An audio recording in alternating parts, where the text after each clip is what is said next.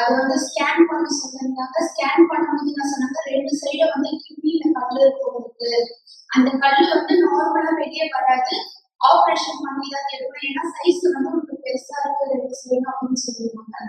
நான் வந்து இதை ஏத்துக்கல. நான் ஒரு வாட்டி வரும்போது வாரம் தண்ணியை வந்து டெஸ்ட் பண்ணுவாங்க. அந்த தண்ணியை வந்து நான் என்ன பண்ணி, இதுதான் மருந்தா இருக்கு, நான் இதை குடிக்கும் பொழுது இது தன்னால வெளியில வந்து எந்த டாக்டர் ஆப்ரேஷன் பண்ணி இதை எடுக்கணும்னு சொன்னாங்களோ அந்த டாக்டர் சொல்றது எப்படி இது தன்னால வந்ததுன்னு சொல்லிட்டு அப்படின்னு அவங்க கேட்கணும்னு நினைச்சேன்.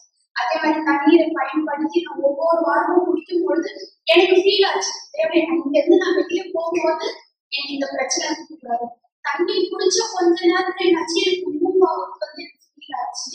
அது என்னாச்சு, வீட்டுக்கு போறதுக்குள்ளே வந்து அது கிளியர் ஆயிடுச்சு அந்த பிரச்சனை. இப்ப லாஸ்ட் டைம் நான் ஒரு ப்ராப்ளத்துக்காக நான் ஸ்கேன் பண்ணிருந்தேன். அதுல என்ன சொன்னா, உங்க கல்லு 2 சைடும் கிடையாதுமா, உங்க கல்லு பிரச்சனை இல்லை. அந்த கல்லான இன்னும் இல்லை பயன்படுத்தின எப்படியா என்ன பிரச்சனையானது தெய்வம் எந்த குணமாக்கலாம். என் பேர் ரோஸ்லே. நான் வந்து 2 வருஷமா எனக்கு சிசரிங் பண்ணும்போது வலி குறையவே இல்லை. 2 வருஷமாவே இருந்துச்சு. எனக்கு அடிவயிறும் சிசரிங் பண்ண இடமும் ரொம்ப வலியாவே இருந்தது. நிக்க கூட முடியாம இருந்தது. ஒரு 5 நிமிஷம் மேல நிற்க முடியாது. அந்த மாதிரி வலி இருந்துட்டே இருந்தது. 3 வருஷம் கிட்ட ஆகும்போது இன்னமும் வலி சரியாகாம இருக்குது. போன வாரம் முழுக்க எனக்கு வலியா தான் இருந்தது. இந்த பிரேயர் பண்ண தண்ணி குடிச்ச உடனே எனக்கு வலியே இல்லை, சுத்தமா அந்த வலியே இல்லை. இந்த அடிவயிறு தான் எனக்கு என்னமோ உள்ள ஏதோ ஆகுதோ, இன்ஃபெக்ஷன் ஆகுதோ அப்படின்னு பயம் இருந்தது. ரொம்ப வீக்கமா இருந்தது. எதுவுமே இல்லை. 3 வருஷம் இந்த வலியாக இருந்தது. இந்த தண்ணீரால் ஆஸ்பத்திரி எப்படியா இந்த தண்ணீர் ஆஸ்பத்திரி குடிக்கணும், எந்த விசுவாசம் தண்ணீர் பயன்படுத்தும். பிரேயர் பண்ணி தான் விஷயம் குடிச்சேன். நீ இந்த வலி இருக்கக்கூடாது, உங்களுக்கு எந்த பிரச்சனையும் இருக்கக்கூடாது, நான் எதுவுமே ஹாஸ்பிட்டல் போக மாட்டேன், அப்பத்துல இருந்து நான் போக மாட்டேன், நான் இன்னும் இதுக்காகவும் நான் ட்ரீட்மெண்ட் எடுக்கக்கூடாது, நான் இந்த தண்ணி குடிக்கும் போது எனக்கு குணமாகுதல் வேணும் அப்படின்னு. இந்த குணமாகுதல் நடந்ததா? வலி இல்லையா? யாரும் சொல்லி நீ இல்லையா?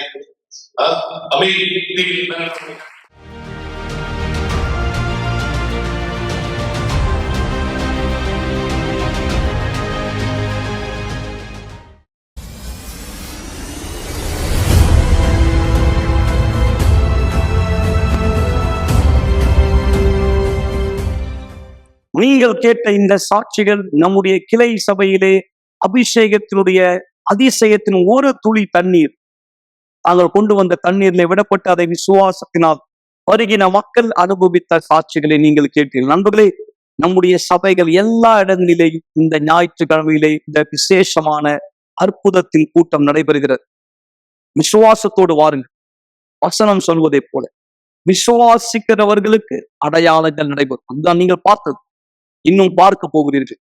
இந்த நேரத்திலே நான் விசேஷமாய் உங்கள் எல்லோருக்கும் வரவேற்பு கொடுக்கிறேன். நீங்களும் ஒரு பாட்டில் தண்ணீரை ஆயத்தப்படுத்துங்கள். வருகிற ஞாயிற்றுக்கிழமைக்காக காலை 9:30 மணி ஜூன் 2ஆம் தேதி நீங்கள் எங்களோடு கூட இணையும்படி நீங்களும் இதே அற்புதத்தை உங்க உறவில் அனுபவிக்க முடியும். கண்டிப்பாய் நீங்கள் அவர் வார்த்தையை விசுவாசப்பட்ட காரணம், அவர் வார்த்தையை ஒருத்தர் விசுவாசிக்குமோ, அவர் வார்த்தையை ஒருத்தர் நடைமுறைப்படுத்துமோ, வெறும் சரீர ஆரோக்கியம் மாத்திரமல்ல, பொருளாதார வாழ்க்கையிலும் அவர் வித்தியாசத்தை பார்க்க முடியும். மல்கியாவில் அதுதான் கர்த்தர் சொல்கிறார். மல்கியா தீர்க்கதரிசியின் மூலமா தேவனுடைய வார்த்தையை கடைபிடிக்கிற ஒருத்தர், தேவனை கனம் பண்ணுகிற ஒருத்தர் அவமானத்துக்குரிய வாழ்க்கை வாழ்வதில்லை. ஒருவேளை கடன் பிரச்சனையினால் நீங்க அவமானமான சூழ்நிலையில் இருக்கலாம், இதுவரையிலும் வேலை இல்லாத ஒரு நிலைமையில் இருக்கலாம், நிரந்தர பணி இல்லாத ஒருவரா இருக்கலாம். ஒரு கையில வருகிற வருமானம் இன்னொரு கையிலே வருவதற்குள்ளே மறைந்து போய் விடுகிறது. அதாவது எப்படி பணம் வந்தது, எப்படி பணம் போனது உங்களுக்கு தெரியவில்லை. எவ்வளவு வருமானம் வந்தாலும் எதுவுமே கையில தங்காத நிலை. நீங்கள் மேலும் மேலும் மேலும் தரித்திரத்தை நோக்கி செல்கிற ஒருவரா நான் உங்களுக்கு சொல்லுகிறேன், தேவன் வார்த்தையின் மீது உங்கள் விசுவாசத்தை நடைமுறைப்படுத்துங்கள். அவரோடு ஒரு உடன்படிக்கை செய்வதன் மூலமாய் ஆபிரகாமை போல் நீங்க உங்க பொருளாதாரத்தை வித்தியாசம் பார்க்க முடியும். இதோ இந்த சாட்சி உங்கள் விசுவாசத்தை விழிப்படைய செய்யும்படியா. பேர் மஞ்சுளா. நான் பொருளாதார வாழ்க்கையில அழிக்கப்பட்ட நபராக தான் இருந்தேன். நான் இதுக்கு முன்னாடி துணி கடையில் வேலை செஞ்சிருந்தேன். என் சம்பளம் பார்த்தீங்கன்னா மாதம் 8000 ரூபாய் தான், 12 மணி நேரம். என்னால் வந்து என் தனிப்பட்ட வாழ்க்கையை என்னால் பார்த்துக்க முடியாது. வீட்டில் போயிட்டு குடும்பத்தோட நேரத்தை வந்து செலவிட முடியாது. ரொம்ப கஷ்டப்பட்டிருந்தேன். அதுக்கடுத்தது ஆலயத்துக்கு போன பிற்பாடு தசம பாகத்தை பற்றி நான் கற்றுக்கினேன். உண்மை தன்மையாக இருக்கிறத பற்றி கற்றுக்கினேன். அதுக்கடுத்து தேவன் வந்து எனக்கு ஒரு யோசனை கொடுத்தாரு, டீ வியாபாரம் பண்ணணும்னு. நான் அதுக்கடுத்தது வந்து தேவன் சொன்னாருன்னு உடனே எல்லாம் நான் வந்து டீ வியாபாரத்தை வந்து ஆரம்பிக்கல. யோசித்தேன், என்னடா டீ வியாபாரம், நம்ம இதுக்கு முன்னாடி வேலைக்கு தானே போயிருந்தோம், இப்போ எப்படி நம்ம டீ வியாபாரத்தை ஆரம்பிக்கிறது? எனக்கு வந்து டீ கூட போட தெரியாது, எப்படி டீ போடுறது கூட தெரியாது, நம்ம எப்படி டீ வியாபாரத்தை வந்து பண்ணலான்னு யோசித்தேன். அதுக்கடுத்து எங்கள் அம்மா கிட்ட போய் கேட்டேன், அம்மா நான் வந்து டீ வியாபாரம் பண்ண போகிறேன், இதோட நான் வேலைக்கெல்லாம் போகிறதா இல்லைம்மான்னு. எங்கள் அம்மா என்ன சொன்னாங்கன்னா, உனக்கெல்லாம் அதெல்லாம் வந்து செட் ஆகாது, நீ அதெல்லாம் போட தேவையில்ல, நீ வேலைக்கே போன்னு சொன்னாங்க. அப்போ கூட நான் வந்து யோசித்தேன், இல்லை தேவன் சொல்லியிருக்காரு, எதுக்காக சொன்னாருன்னு எனக்கு தெரியாது, ஆனால் வந்து நம்ம பண்ணணும், டீ வியாபாரம் கண்டிப்பாக பண்ணணும்னு. அதுக்கடுத்து எங்கள் அம்மா கிட்ட போயிட்டு நான் கேட்டேன், அம்மா எனக்கு வந்து டீ மட்டும் போட்டு கொடுக்குறியாம்மா, நாங்கள் எடுத்துகிட்டு போயிட்டு நான் கொடுத்துட்டு வரேன்னு சொன்னாங்க. அதுக்கடுத்து எங்கள் அம்மா என்ன சொன்னாங்க, நான் வேலைக்கு போயிட்டு வந்து தான் போட முடியும், பரவாயில்ல நீ வேலைக்கு போயிட்டு வந்து நீ போட்டு கொடு, நான் எடுத்துகிட்டு போய் கொடுக்குறேன்னு. ஆனாலும் நான் அப்போ வந்து டீ வியாபாரம் பண்ண சொல்ல என்கிட்ட வந்து நான் சைக்கிள் கூட இல்லை, நான் போய் டீ எப்படி போய் விற்கிறது, நடந்தே தான் போய் டீ வித்துட்டு வந்தேனே. ஒரு 3 கிலோமீட்டர் இருக்கும், 3 கிலோமீட்டர் நடந்தே தான் போய் டீ விற்றேன். அதுக்கடுத்தது வந்து சைக்கிள்லையாவது போயிட்டு டீ விற்கலான்னு சொல்லிட்டு சைக்கிள் வாங்கினேன். சைக்கிள் வாங்கிட்டு சைக்கிளில் போயிட்டு டீ விற்றுந்தேன். ஆனாலும் சைக்கிளில் போய் விற்க சொல்ல கூட பல மக்கள் என்னை பார்த்து, இன்னும் நீ வேலைக்கு தானே போயிருந்த, துணிக்கடையில் வேலை செஞ்சு என்னாச்சு உனக்கு, ஏன் நீ அங்கே போக மாறுற, துணி கடைக்கு வேலைக்கு போகலாம்ல, ஒரு பொம்பளை பொண்ணா இருந்துன்னு அசிங்கன்றது என்னன்னே தெரியாது அவனுக்கு, ரோட்ல போய் டீ வித்துன்னு இருக்கிறேன்னு சொன்னாங்க. அப்போ கூட அவங்க சொன்னா கூட பரவாயில்ல, நம்ம தேவன் சொல்லியிருக்காரு, எதுக்காக சொன்னாருன்னு எனக்கு தெரியாது, ஆனா நான் டீ விற்க போறேன், அவங்க எது பேசினாலும் பரவாயில்ல. எங்க குடும்பத்தாரும் சொன்னாங்க, என்ன இந்த பொண்ணு பொம்பளை பொண்ணா இருந்து, எல்லாருமே வந்து எங்க குடும்பத்தார்கிட்ட கூட சொன்னாங்க, என்ன ஒரு பொட்டை பொண்ணு வச்சுன்னு இப்படி போயிட்டு நீங்க போய் டீ விற்க சொல்றீங்களே, அசிங்கம் இல்லையான்னு. அது எங்க கேக்குது, அது போய் டீ விற்குது, நாங்க என்ன பண்ண முடியும்? எங்க வீட்லயே என்ன போட்டு சண்டை போட்டாங்க என் கூட. அப்ப கூட நான் அவங்க பேச்சை கேட்கவே இல்லை. தேவன் சொல்லியிருக்காரு, எதுக்காக சொன்னாருன்னு சொன்னேன். நான் அவங்க கிட்ட சொல்லிட்டு நான் டீ விற்க போனேன். அதுக்கடுத்தது வந்து சைக்கிளில் போயும் பல பிரச்சனை. நான் போகிற வழியிலே வந்து டீ வந்து நான் சைக்கிளில் ஓட்டின்னு போக சொல்ல, அது சரியாக கட்ட நான் டீ ஓப்பன் ஆகி திறந்து கீழே ஊற்றிக்கும், இல்லைன்னா கீழே டப்பாவோட அப்படியே டீ கேனோட கீழே சாஞ்சிக்கும். வீட்டில் போய் சொன்னால் அவங்க என்ன சொல்லுவாங்க, என்ன நீ எதுக்கு போயிட்டு இதெல்லாம் செய்கிற, உனக்கெல்லாம் இதெல்லாம் தெரியாது, செட் ஆகாது, உனக்கு எப்படி பத்திரமா பார்த்துக்கணும், எப்படி போய் கேர்ஃபுல்லாக போய் டீ விற்றுட்டு வரணும், அதெல்லாம் உனக்கு பேச தெரியாது, சொல்ல தெரியாது, நீ அங்கெல்லாம் போவாதன்னு சொன்னாங்க. ஆனாலும் அவங்க திட்டினாலும் பரவாயில்ல, நம்ம செய்யணும், தேவன் எதுக்கு சொன்னாருன்னு தெரியல, நம்ம செய்யணும்னு சொன்னேன். அதுக்கடுத்து தேவன் வந்து எனக்கு யோசனை கொடுத்தாரு, வண்டி வாங்கணும்னு. அப்புறம் நான் யோசித்தேன், வண்டியே எனக்கு ஓட்ட தெரியாது, நான் வண்டி வாங்கி என்ன பண்ண போறேன்? ஆனாலும் தேவன் வந்து சொன்னாரு, நீ வண்டி வாங்கி வண்டியில எடுத்துட்டு போன்னு சொன்னாரு. அப்புறம் என்ன பண்ணேன், நான் வந்து தேவன் கிட்ட ஜெபம் பண்ணேன். வீட்லயும் போய் சொன்னேன், அம்மா நான் வண்டி வாங்க போறேன். வீட்லயும் சொன்னாங்க, வண்டியே உனக்கு ஓட்ட தெரியல, சைக்கிளே சரியா ஓட்ட தெரியலன்னு டீ ஊத்திட்டு கீழெல்லாம் ஊத்திட்டு வர, சரியாவே டீ வித்துட்டு வீட்டுக்கு வர மாதிரி கீழே ஊத்திக்கிச்சு சொல்றேன், ஏதோ ஒரு பிரச்சனை டெய்லியும் வந்து சொல்றேன், இந்த பிரச்சனை அந்த பிரச்சனைன்னு, நீ எப்படி பைக்ல ஓட்டுவ, வேணான்னு சொன்னாங்க. ஆனாலும் நான் முடிவு பண்ணேன், தேவன் சொல்லியிருக்காரு நம்ம பைக் வாங்கணும். தேவன் தான் எனக்கு வந்து உதவி செஞ்சாரு பைக் வாங்குறதுக்கு. பைக்கே உண்மையா எனக்கு ஓட்டவே தெரியாது, எப்படி ஓட்டணும், சைக்கிள் வேணா ஓட்டுவேன், ஆனா நான் வந்து ஒரே நாள்ல ஒரு நாள் தான் எனக்கு கத்து கொடுத்தாங்க. ஆனா நான் இப்ப பைக் ஓட்டி கத்துக்கினேன். இப்ப பைக்ல தான் டீ வியாபாரம் பண்றேன். என் டீ வியாபாரம் வந்து ஆசீர்வாதமா இருக்கு. தேவன் வந்து என்னுடைய பண வாழ்க்கையை வந்து ஆசீர்வதிக்கப்பட்ட வாழ்க்கையா வச்சிருக்காரு. அது மட்டும் இல்ல, இன்னைக்கு என் பண வாழ்க்கை ஆசீர்வாதமா இருக்கு. யாரெல்லாம் கேலி செஞ்சாங்களோ அவங்க முன்னாடி வந்து நான் ஆசீர்வாதமா இருக்கேன். அது மட்டும் இல்ல, அதுக்கு முன்னாடி வந்து 12 மணி நேரம் வேலை பார்ப்பேன், 8000 ரூபாய் தான் சம்பளம். இப்போ வந்து 4 மணி நேரம் தான் வேலை செய்யறேன், என் லாபமே 30,000 சம்பளம் தராரு. ஆனா நான் யோசித்தேன், தேவன் வந்து எதுக்காக வந்து என்னை இந்த வியாபாரம் செய்ய சொன்னாருன்னு நான் யோசித்தேன். ஆனா இப்பதான் எனக்கு தெரியுது, அவர் என்னை ஆசீர்வதிக்க தான் இந்த வியாபாரம் வந்து செய்ய சொன்னாருன்னு. மத்தவங்க முன்னாடி நான் சாட்சியா இருக்கேன். என்னை கேவலமா பேசின மொத்தியிலலாம் நான் என்னை வந்து சாட்சியா நிறுத்தியிருக்காரு தேவன். பண வாழ்க்கையில மட்டும் இல்ல, ஆவிக்குரிய வாழ்க்கையில நான் ஆசீர்வாதமா தான் இருக்கேன். நான் ஆலயத்துக்கு வர்றதுக்கு முன்னாடி வந்து செய்வின பிரச்சனையோட, அசுத்தாவி பிரச்சனையோட தான் ஆலயத்துக்கு வந்தேன். அது மட்டும் இல்லாத எங்க அம்மாக்கும் டிபி பிரச்சனை. இந்த பிரச்சனையில இருந்தெல்லாம் தேவன் வந்து எங்களை விடுதலை ஆக்குனாரு. இப்போ வந்து நாங்க எந்த ஒரு பிரச்சனையும் இல்லாத சமாதானமா இருக்கோம். எல்லாத்துக்கும் மேல தேவனுடைய பரிசுத்த ஆவி என்னோட இருக்காரு. நான் எப்படி அவரை சோதிச்சேனோ அது போல நீங்களும் சோதித்து பாருங்க. தேவன் வந்து நிச்சயமா உங்க வாழ்க்கையை ஆசீர்வதிப்பாரு. மீண்டும் நான் உங்களை நிகழ்ச்சியில வரவேற்கிறேன். மக்கள், இந்த சாட்சி கண்டிப்பாய் உங்களுக்கு தெளிவாய் புரிந்திருக்கும். நாம் அதிகமாய் விளக்க சொல்ல எதுவும் இல்லை. இந்த வார்த்தை ஒருபோதும் மாறுவது இல்லை. மக்கள், கண்ணீரை துடைத்துக் கொள்ளுங்கள். பயத்திலிருந்து வெளியே வாருங்கள். தவறான முடிவுக்கோ தவறான வழிகாட்டுதலுக்கோ செல்ல வேண்டாம். தேவன் வார்த்தை உங்களுக்கு முன் இருக்கிறார். நீங்கள் கேட்கிற இந்த வார்த்தை ஆண்டவர் உங்களுக்காய் கொடுக்கிற அழைப்பு. இந்த வார்த்தை எப்படி என் வாழ்க்கையில் நடைமுறைப்படுத்துவது என்று நீங்கள் கற்றுக்கொண்டால், நீங்கள் எந்த பாஷை, எந்த மாநிலம், எந்த இடம், எந்த நம்பிக்கையை சேர்ந்தவரோ உங்களுக்கு அடையாளங்கள் கண்டிப்பாய் உண்டு. இதோ இந்த நேரம் நாம் இங்கிருந்து மும்பையை நோக்கி செல்கிறோம். நம்முடைய ஆலயம் மும்பையிலும் இருக்கிறது. அங்கிருந்து உங்களுக்கான ஒரு சிறப்பு அழைப்பு, சிறப்பு செய்தி நீங்கள் எங்களோடு இணையும்படி நான் விரும்புகிறேன். குட் ஈவினிங் பாஸ்டர் சாம். அங்க இருக்கிற போதகர் இந்த நேரம் நமக்கு ஒரு சிறப்பு வார்த்தை கொடுக்க போகிறார். சாட்சி நீங்கள் கேட்க போகிறீர்கள். Vanakkam, Pastor. And yes, Pastor, as you have spoken, I have people here with me who came in the church with their life broken, full of suffering and without any hope of changing. But today they are with me, gonna give their own testimony that once they were with the suffering, but today they have a different life completely. And we will know in a few, they will tell by themselves what God has done in their lives. And definitely, if God wouldn't have done, they wouldn't be here. And those who are watching us right now from your TV or by any other mean, by YouTube or by your application on your mobile phone, we are here to tell, to prove you that yes, your suffering can be put to an end. You can stop suffering. So let's get to know their story, what happened in their life, what God has done in their lives, so that who you are watching, you can receive the same when you will visit one of our churches there, wherever you right now.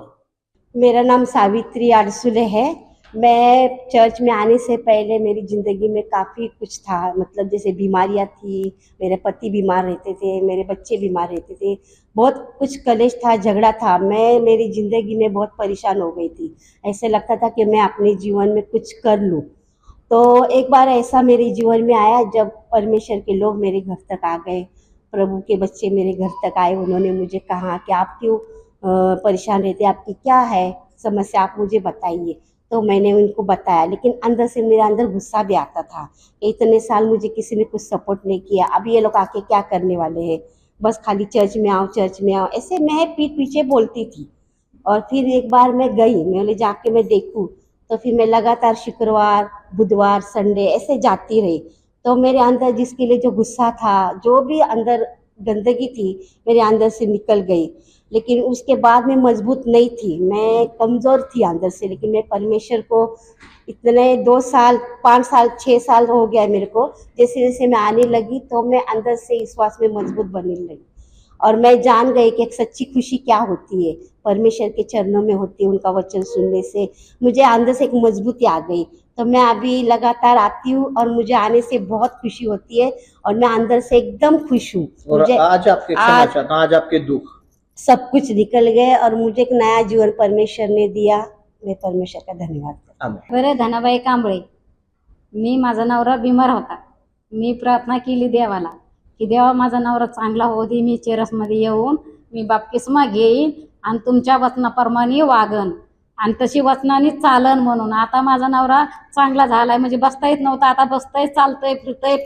त्याचा problem जरा solve झालाय, आता थोडा कमी झालाय. मला आता बरा आनंद वाटतोय. मी रोज शुक्रवारी येते, बुधवारी येते, रविवारी येते. मला जेव्हा यायला मन होईन तेव्हा मी पळते देवाकडे. येशूला धन्यवाद आहे माझा. आमेन. आमीन. मेरा नाम रेखा भदौरिया है। मैं पहले चर्च में नहीं आती थी तो मेरी लाइफ बहुत बेकार थी, मैं बहुत बीमार रहती थी, बहुत तकलीफ में थी। जब से मैंने चर्च में आना शुरू किया, जब से मेरी लाइफ बहुत बदल गई और मेरे जीवन में जितनी भी दुख तकलीफ परेशानी थी सब दूर हो गई। अब मैं ठीक हूँ, बहुत अच्छी हूँ, अपने बच्चों के साथ में बहुत खुश हूँ। और आज आप दुखी होना आपने बंद कर दिया है। And you see, maybe you didn't understand a word, but what they spoke, they all came with suffering, but today their all suffering is gone, is their past. What their past is, maybe it is your present, but what their present is, it can be your future. All what you need, decide to visit one of our churches near you. And for more information, you can use our helpline number. But those who you are watching us, you have family members here in Mumbai. We are in Mumbai here. And if you want to help them, you want to help them so that they don't suffer. We are in Vikhroli, in Kailash Industrial Park. We are here in Wing A 207 in Universal. We will be waiting for you. Pastor, thank you very much, and it is over to you now. May God bless you, each one of you.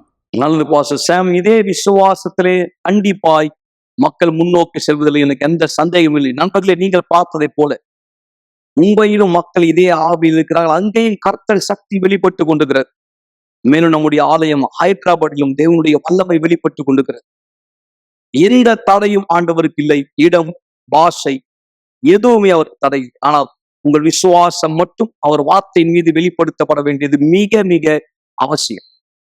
இந்த வாழ்க்கை மாற்றத்தினுடைய சாட்சியோடு நான் இந்த நிகழ்ச்சியின் இறுதிக்கு உங்களை வரவேற்க விரும்புகிறேன். ஒரு விசுவாசத்தின் ஜபத்திலே நீங்கள் என்னோடு இணையபடியா ஆண்டவர் ஒருத்தர் வாழ்க்கையில வரும்போது மக்களே, ஒரு வாழ்க்கை பாதியோ அல்லது முக்கால் பகுதியோ கால் பகுதியோ மாறுவது இல்லை. ஒருவர் வாழ்க்கை தேவன் வார்த்தையின் அடிப்படையில வைக்கப்படும் போது, அதாவது ஒருத்தர் தன்னை அர்ப்பணிக்கும் போது ஒரு வாழ்க்கை உள்ளும் புறம்பும் மாறுகிறது. நிச்சயமாய் உள்ளே வெளியே, அதாவது முதலாவது மாற்றம் உள் ஏற்படுகிறது, பிற்பாடு அந்த மாற்றம் வெளியே தெரிய ஆரம்பிக்கிறது. அப்போது இனி அதே பழைய வாழ்க்கை இல்லை, இனி அதே பழைய சூழ்நிலை இல்லை. இந்த 2024 5 மாதத்தை கடந்த நிலைமையில நாம் இருக்கிறோம். அதாவது சரியா இன்னும் ஒரு நாள்ல கடக்க போகிறோம். ஏன் நீங்கள் எங்களோட விசுவாசத்தை ஒன்றிணைக்க கூடாது? ஏன் நீங்கள் இந்த வாய்ப்பை பயன்படுத்திக் கொள்ளக்கூடாது? ஏன் நீங்க இந்த சலுகையை பிடித்துக் கொள்ளக்கூடாது? உங்க வாழ்க்கை இனி இதே நிலைமையில் இருக்க வேண்டிய அவசியம் இல்லை. இன்னும் 2 நாள் மட்டுமே இந்த மாதத்தை முடிக்கும்படி, 6வது மாதம் ஜூன் மாதம் புது தொடக்கம். உங்கள் வாழ்க்கை புத்தம் புதிதாய் மாற முடியும். நீங்கள் தேவன் வார்த்தை ஏற்றுக்கொண்டு அதை கடைபிடிக்கும் பட்சத்தில் இதோ அதிக அற்புதமான இந்த சாட்சி. தொடர்ந்து இணைந்திருங்கள். உங்களுக்கான ஒரு விசேஷமான ஜெபத்தை நான் செய்யும்படி. எனக்கு ஒரு நல்ல வீடு இருந்தது, அருமையான கட்டில், மெத்தை, உணவு இருந்தது.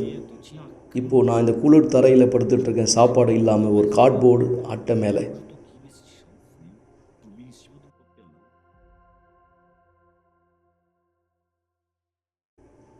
என் பெயர் Fabrício Vital do Carmo. எனக்கு 41 வயதாகுது. நான் 2000 யூனிவர்சல் ஆலயத்துக்கு வந்தேன். அப்போ எனக்கு 18 வயசு இருக்கும்.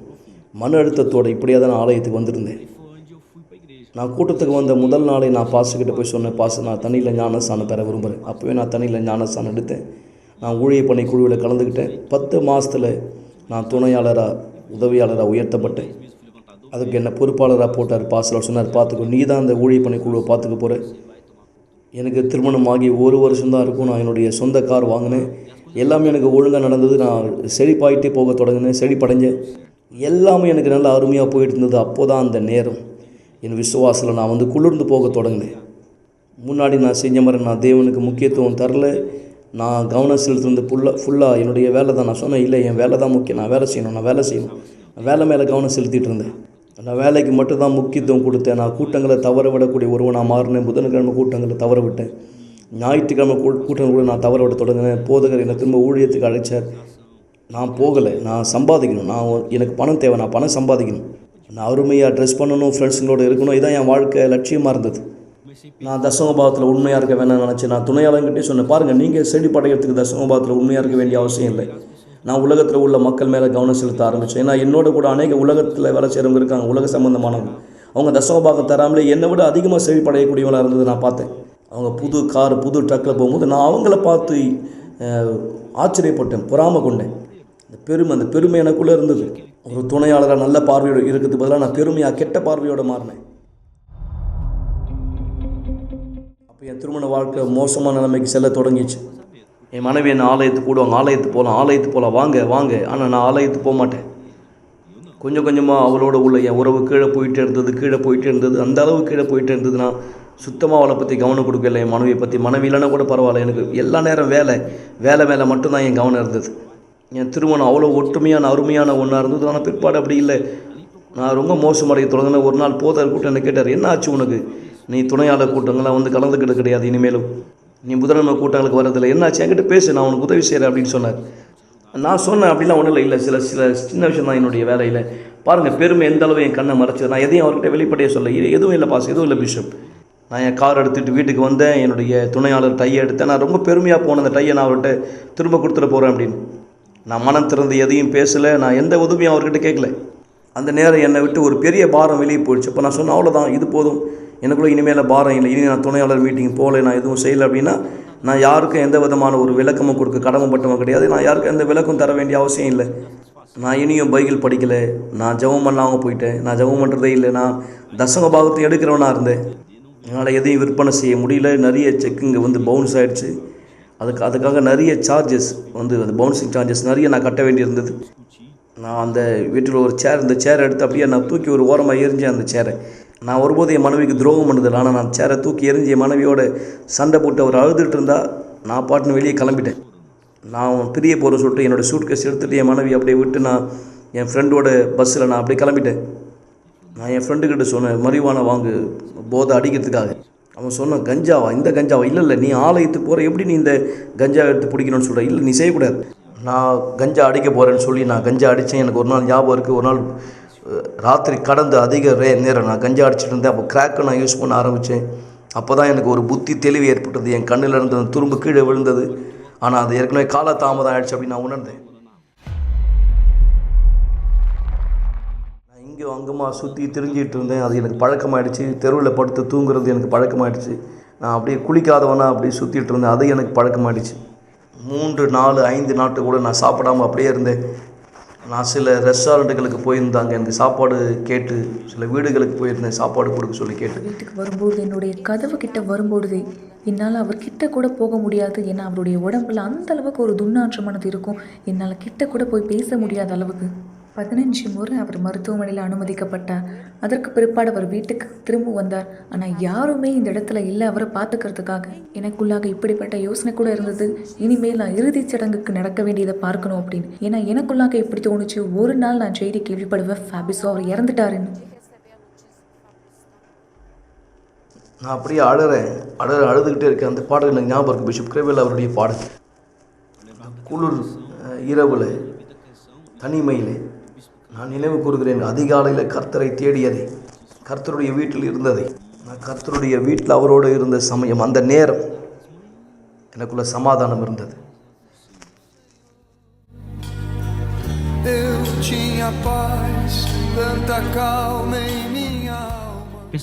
புரிஞ்சுதா? என் ஆண்டவர் எனக்குன்னு ஒரு வாழ்க்கை இருந்தது, எனக்கு சமாதானம் இருந்தது, எனக்கு சாப்பாடு இருந்தது, மெத்த கட்டில் இருந்தது, அருமையாக நான் படுத்து உறங்கும்படி. இப்போ நான் அந்த குளிர் தரையில் இங்கே கார்ட்போர்ட் பாக்ஸில் படுத்துக்கிட்டு எனக்கு ஞாபகம் இருக்க, ஒரு நாள் அந்த இடத்தினுடைய ஆலயத்தில் நான் இருந்தபொழுது, அந்த ஆலயத்தின் பக்கத்தில் அங்கே இருந்த ஒரு பார், நான் அங்கே குடிச்சிட்டு இருந்தாங்க. ஒரு மனுஷன் இருந்தார், அங்கே ஒரு சைக்கிளில் அவர் நின்றுட்டு இருந்தார்.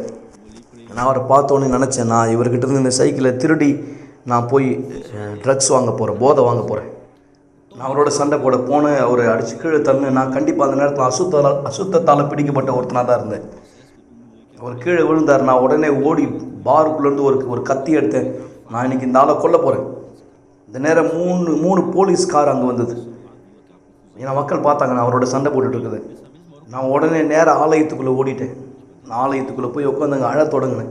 சேர் மேலே என் 2 கையும் வச்சு அப்படியே குனிஞ்சு நான் அழுதுகிட்டே இருந்தேன் தொடர்ந்து. இப்போது அந்த பாஸ்டர் வந்தார் என்கிட்ட பேசும்போது. ஏன்னா அந்த பாஸ்டர் என்னை முன்னாடி நான் தெருவில் இருக்கும்போது பார்த்துருக்கேன். நான் அழுதுகிட்டு இருந்தேன். அவர் வந்து என்கிட்ட பேசினார். அவர் கேட்டார், ஏன் நீ அழுதுகிட்டு இருக்க? நான் சொன்னேன், நான் அழுதுகிட்டு இருக்கேன், ஏன்னா நான் சாக போகிறேன், நான் நரகத்துக்கு போக போகிறேன். அவர் சொன்னார், இல்லை நீ சாக மாட்டேன். அவர் பீடத்தை நோக்கி அவருக்கு விரலை காமிச்சார். இல்லை, நாங்கள் போகிறோம், நம்ம தேவனை தேட போகிறோம். இது வரைக்கும் இல்லாத அளவுக்கு நான் அதிகமாக தேவனை தேட போகிறோம். நீ இங்கே இருக்க போகிறேன். எனக்கு இப்போ என்ன ஆச்சுன்னு தெரியாது, ஆனால் கண்டிப்பாக ஏதோ ஒன்று ஆச்சு. நிச்சயமாக என்னால் சொல்ல முடியும். நான் மன அழுத்தத்தோடு இருந்தேன். பிற்பாடு நான் அசுத்தத்தால் பிடிக்கப்பட்டோம். நான் தரையில் விழுந்தேன், கரங்களை பின்னாடி மடக்கிக்கிட்டு. எப்படி ஒருத்தர் அசுத்தத்தால் பிடிக்கப்பட்ட ஒருவராக மாறுறாரு? நீ எனக்கு என்ன செய்தியோ அதை செய்து காமி. இங்கே பாருங்கள், இப்போ இவர் என்ன செய்கிறார்? கண்கள் மூலமாக 15 வருஷமாக அந்த உலகத்தினுடைய மூட்டை எனக்குள்ளே இருந்தது. இந்த உலகத்தின் மூட்டை 15 வருஷமாக எனக்குள்ளே இருந்தது. அதை நான் வெளியே தூக்கி எறியறது ரொம்ப கடினமாக இருந்தது. கண்டிப்பாக நான் தேவனால் பிறந்தவனாக மாறினா மட்டும்தான் அதை செய்ய முடியும். நான் உண்மையாக புது மனுஷனாக மாற விரும்புகிறேன். நான் இனிமேல் துர்நாற்றம் வீசக்கூடிய ஒருவனாக இருக்க விரும்பலை. நான் போய் குளிக்கிறதுக்கு ஒரு இடம் பார்த்து இடம் கண்டுபிடிச்சு நான் அந்த கிராக்கு போதை பயன்படுத்துறதை நிறுத்தினேன். என் எண்ணத்தை பொறுத்த வரைக்கும் அது முடியாத ஒன்றா இருந்தது. அந்த நேரம் இஸ்ரவேல் சிறப்பு நிகழ்ச்சி வந்தது. நான் ஒரு வாய்ப்பாக அதை பார்த்து, நான் எதை தேவன்கிட்ட தேடிட்டு இருக்கணும் அதை நான் பெறக்கூடிய ஒரு வாய்ப்பாக. நான் எதை தேடிட்டு இருக்கேன்? நான் தேவனை பிரியப்படுத்தும்படி தேடிட்டு இருக்கேன். தேவனுடைய பிள்ளையாக மாற உலகத்துடைய காரியங்கள் இனியும் என்னை ஏமாற்றாதபடி, மோசம் போக்காதபடி. நான் அப்போ தான் இஸ்ரவேல் சிறப்பு நிகழ்ச்சியில் என்னை முழுமையாக ஈடுபடுத்த தொடங்கினேன். என் பண வாழ்க்கைக்காக நான் கேட்கல, என் திருமண வாழ்க்கைக்காக நான் கேட்கல. நான் சொன்னேன், உங்களை பிரியப்படுத்த என்னை கற்றுக் கொடுங்க ஆண்டவரே. அதாங்க என் விண்ணப்பம். நான் அந்த நிகழ்ச்சியை கவனத்தோடு எடுத்துக்கிட்டேன். நான் உண்மையான உறுப்பினராக மாறினேன். தசங்க பாகத்தில் உண்மைத்தன்மையாக மாறினேன். நான் விடுதலையாக்கப்பட்டேன். எனக்கு நினைவிற்கு இனிய நான் அசுத்தாவினால் வெளிப்படுத்தப்படக்கூடிய ஒருவனாக இல்லை. நான் தானியல் உபவாசத்தில் என்னை ஈடுபடுத்தினேன். அந்த உபவாசத்தில் முழுமையாக நான் என்னை அர்ப்பணித்தேன். நான் முன்பு இதுவரைக்கும் தேவனை தேடாத அளவுக்கு என் முழு ஆத்மாவோடு நான் தேவனை தேடினேன். என் முழு பலத்தோடு நான் பரிசுத்தாவியால் அபிஷேகப்பட்டேன். நான் சொன்னேன், எனக்கு தேவன் வேணும், நான் தேவனை அறியணும். அதுதான் நடந்தது. நான் அந்த நாளில் தேவனை சந்தித்தேன். நான் சீஷர்கள் கூட்டம் சனிக்கிழமை அன்னைக்கு நான் அபிஷேகிக்கப்பட்டேன். அந்த நாளை ஒருபொழுதும் என்னால் மறக்க முடியாது.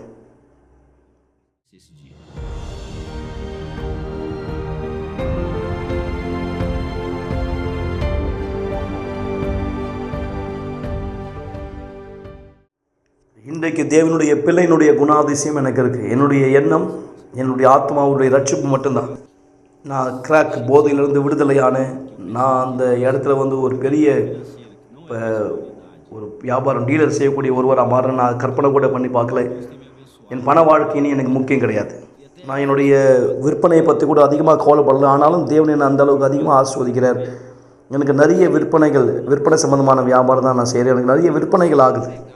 நான் எல்லோருக்கும் அதை டெலிவரி கொடுத்துக்கிட்டே இருக்கேன். நான் வருஷத்தில் நுழையும் பொழுதே விற்பனை செய்துகிட்டே இருக்கிற ஒருத்தனாக தான் நான் நுழைகிறேன், நிறைய ஆர்டர்களோடு.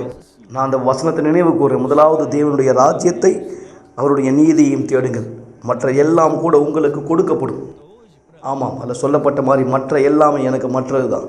அது எதுவுமே எனக்கு முக்கியமானது கிடையாது இனிமேலும்.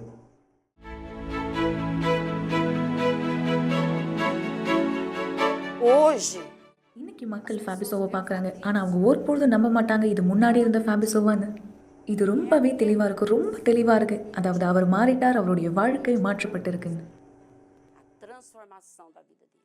என்னுடைய நோக்கம் இப்பொழுது தேவன் தான். என்னுடைய நோக்கம் ஆத்துமாக்கள். என்னுடைய விருப்பம் ஆலயத்தில் இங்கே இருக்கிறது, இயேசுக்காக வேலை செய்து கொண்டிருப்பது.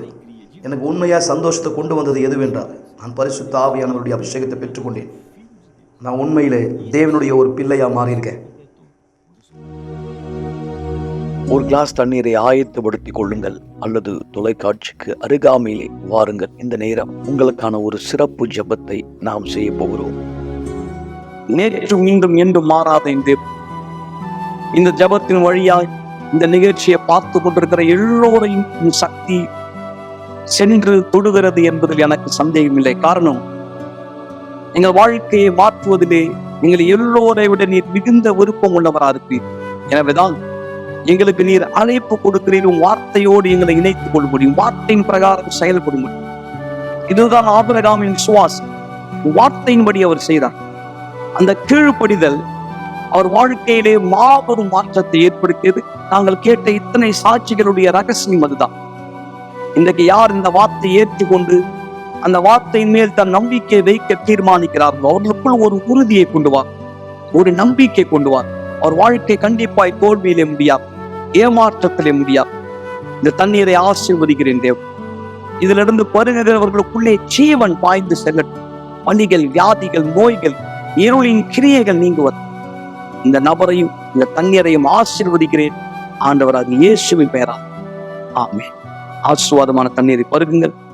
உங்களுக்குள் தேவனுடைய ஜீவனை, குணமாக்குதலை, பலனை பெற்றுக்கொள்ளும் மக்கள். நாளை இரவு மீண்டும் இதே நிகழ்ச்சியை உங்களை சந்திக்க போகிறோம். இந்த நேரம் கூட எங்களை தொலைபேசி நீங்கள் தொடர்பு கொள்ள விரும்பினால், ஆலோசனைகளுக்கோ அல்லது ஜெப விண்ணப்பத்தை அர்ப்பணிக்க விரும்பினால், மேலும் விவரங்கள், விளக்கங்கள் தேவையானால் நீங்கள் உடனே செய்யலாம். அல்லது வாட்ஸ்அப்பில் எங்களுக்கு நீங்கள் செய்தி அனுப்பலாம். உங்களுக்காய் உதவ ஒரு ஊழியக்காரர் கண்டிப்பாய் தயாரா இருப்பார். இந்த வாரம் முழுவதும் கடைசி வரை எங்களுடன் நிகழ்ச்சி இணைந்திருங்கள். நீங்கள் பார்ப்பீர்கள், நீங்கள் அவர் வார்த்தையின்படி செய்தால் உங்கள் வாழ்க்கை ஒரு உயிருள்ள சாட்சியாய் கண்டிப்பாய் மாற முடியும்.